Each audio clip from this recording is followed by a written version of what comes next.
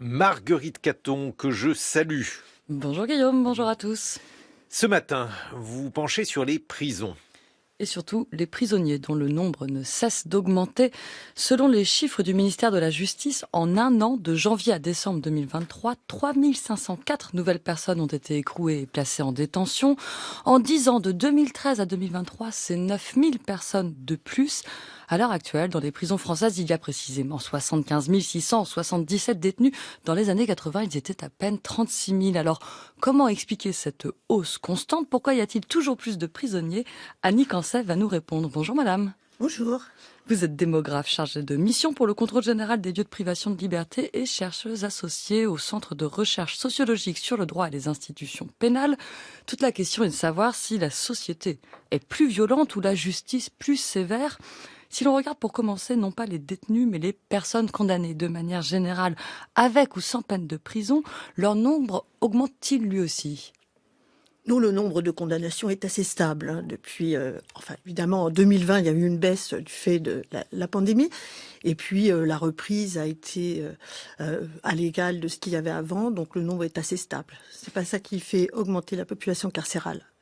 Est-ce que cette augmentation de la population carcérale, qui est donc liée, vous le dites, à plus de peines de prison, est-ce que c'est une évolution qui est liée à une évolution du code pénal voulue, ou c'est une évolution autonome des juges, disons? Déjà, pour commencer, chaque nouvelle augmentation est présentée comme un record historique, et c'est tout à fait juste. Il n'y a jamais eu autant de détenus dans les prisons françaises. Mais cela repose sur des tendances de long terme. Depuis le milieu des années 50, la population carcérale croît. Mais aujourd'hui, comme vous l'avez dit, de façon très importante, et on peut parler d'inflation carcérale.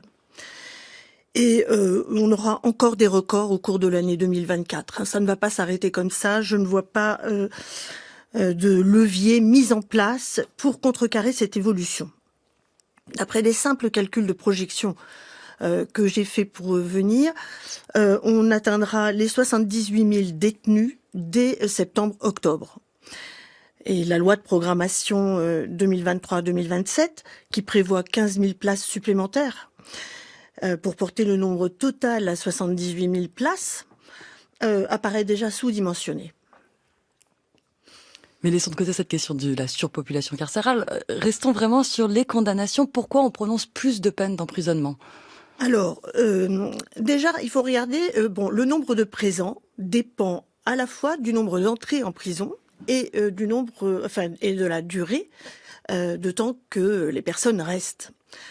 Alors, j'ai regardé les entrées en prison depuis 2 ans. Après le Covid, évidemment, tout a augmenté, tout a réaugmenté. Mais depuis 2 ans, les entrées en prison, le nombre d'entrées en prison est stable. On n'a pas d'augmentation, on a à peu près toujours entre 25 et 27 000 personnes qui entrent chaque trimestre en prison, autour de 90 000 chaque année.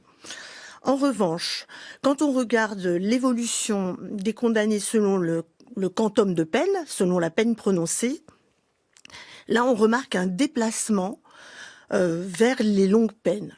Donc un allongement des peines. Un allongement des peines. C'est très net. La population carcérale augmente du fait de l'allongement des peines. Et alors, quelle est la première cause? Est-ce que, je me repose ma question, est-ce que c'est le code pénal qui a décidé d'être plus sévère ou ce sont les juges qui le sont devenus? En fait, la stratégie nationale a joué sur 2 tableaux. Augmenter la capacité d'accueil et réduire les incarcérations décidées par les juges. Pour la capacité d'accueil, elle arrivera trop tard, comme je l'ai dit tout à l'heure. Pour le deuxième point, le ministère de la Justice ne cesse depuis plusieurs années de promouvoir des alternatives à l'incarcération. Travail d'intérêt général, sursis probatoire ou surveillance électronique, allant jusqu'à interdire les très courtes peines, les moins de 6 mois, et à rendre quasi obligatoire l'aménagement ab initio, c'est-à-dire dès que la peine est prononcée, de toutes les peines inférieures ou égales à 1 an. Donc normalement, on aurait moins de courtes peines. Normalement, on devrait. Mais on a moins de courtes peines, effectivement, les moins de 6 mois. Mais tout se reporte sur les peines plus longues, notamment les peines qui vont de 1 à 2 ans, de 1 à 5 ans, en fait. Mais cette politique impose au juge un raisonnement contradictoire. Il prononce une peine ferme, et dans la même décision, un aménagement de peine. Donc un placement sous surveillance électronique le plus souvent. Donc c'est schizophrénique pour eux. Il y a une forte résistance des magistrats à cette injonction à aménager tout de suite, et donc ils prononcent des peines plus longues. D'avoir supprimé les toutes petites peines, finalement, pousse les juges à prononcer des peines plus lourdes. Une autre évolution procédurale dont on observe les effets, c'est celle des comparutions immédiates. Selon l'Observatoire international des prisons, Annick Ansel, 70% des peines prononcées en comparution immédiate sont des peines d'emprisonnement ferme. Le risque d'un mandat de dépôt est 8 fois plus élevé que pour les convocations devant le tribunal correctionnel à une date ultérieure. Est-ce que vous pouvez nous expliquer ce mécanisme ?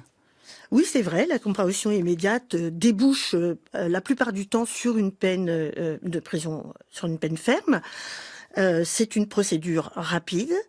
Elle est employée de plus en plus, notamment en ce moment pour régler tout le contentieux des violences intrafamiliales. C'est une priorité nationale. Et donc, on veut juger très vite la personne. Et de toute façon, il n'y a pas de question de culpabilité. Et donc, on est souvent en flagrant délit, il n'y a pas vraiment le temps de préparer sa défense. Vite, et une peine de prison, voilà. Vous avez parlé des violences intrafamiliales et c'est intéressant. Je voudrais qu'on parle un peu de ces nouveaux types d'infractions. Enfin, c'est pas nouveau, mais peut-être sur lesquels on a une sévérité accrue. Sur quelles infractions en particulier s'exerce le durcissement pénal ? Donc les violences intrafamiliales, c'est très clair, parce que comme je vous l'ai dit, c'est une priorité nationale, et donc les juges s'en emparent. Et après le Covid, évidemment, il y a eu une quantité beaucoup plus importante de violences intrafamiliales pendant le confinement. Donc tous ces dossiers sont traités après et sont donc traités plus lourdement. Et aussi, parallèlement, oui, c'est ça, le nombre de condamnations pour violences intrafamiliales a doublé depuis quelques années. On a à peu près 50 000, 60 000 condamnations chaque année, contre 20 000 en 2017. Donc, il y a eu un bond énorme de ce contentieux. Parallèlement, le contentieux des stupéfiants, le trafic de stupéfiants. Oui, ça c'est 19% des prisonniers actuellement, des personnes coupables de Les trois contentieux les plus importants sont trafic de stupéfiants, violence contre les personnes et les vols de toutes sortes. Mais les vols de toutes sortes ont nettement diminué depuis les années 80. Ils représentaient 60% et aujourd'hui 27%. Donc c'est plus le contentieux qui remplit les prisons. Il faut dire un mot d'une part très importante aussi de la population carcérale avant de terminer cet entretien. C'est des personnes qui ne sont pas condamnées mais qui sont en attente de procès, qui sont placées en détention provisoire parce qu'on les considère trop dangereuses ou parce qu'on considère qu'on craint qu'elles ne s'enfuient par exemple. Ce chiffre-là, est-ce qu'il est stable ? Je crois qu'il atteint environ 26% des détenus. Près de 30%, les dernières statistiques que j'ai regardées.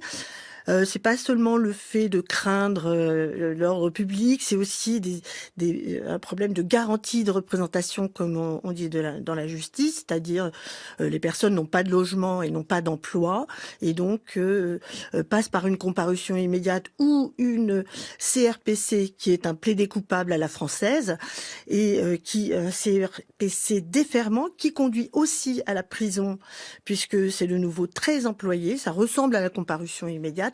Donc toutes ces voies rapides font que les personnes vont en prison. Plus en prison. Beaucoup plus nombreuses. À l'heure actuelle. Merci beaucoup. Donc on comprend qu'on peut construire autant de places de prison. On courra toujours après ce raidissement social et pénal. Merci Annick Ansel. Je rappelle que vous êtes démographe chargée de mission pour le contrôle général des lieux de privation de liberté.